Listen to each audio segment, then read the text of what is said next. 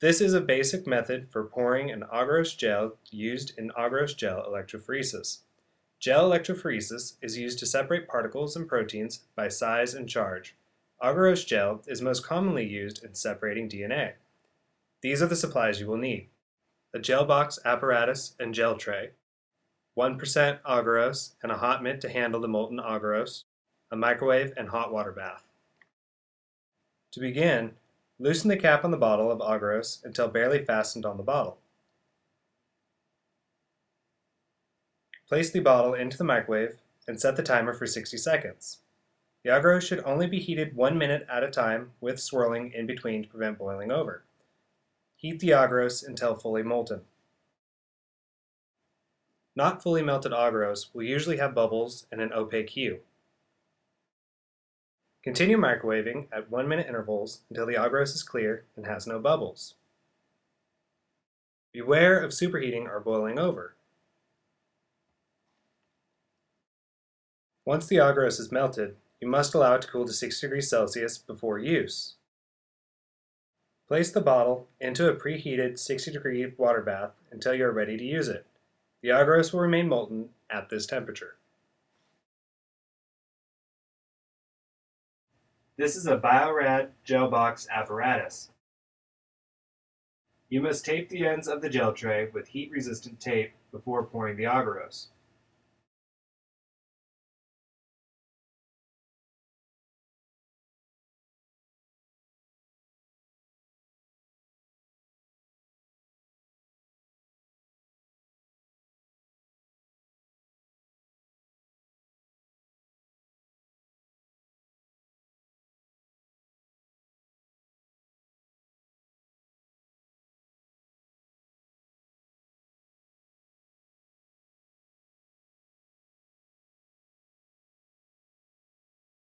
Remove the bottle of molten agarose from the water bath and use a graduated cylinder to measure out 35 milliliters of agarose.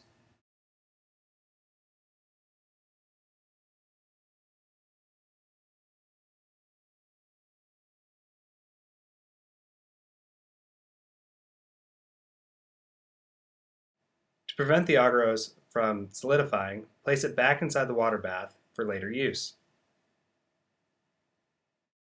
It is recommended that you caulk both ends of the gel tray where the tape meets the tray. Do this by using a sterile transfer pipette to run a line of approximately 1/2 to 1 milliliter of melted agarose along each seal.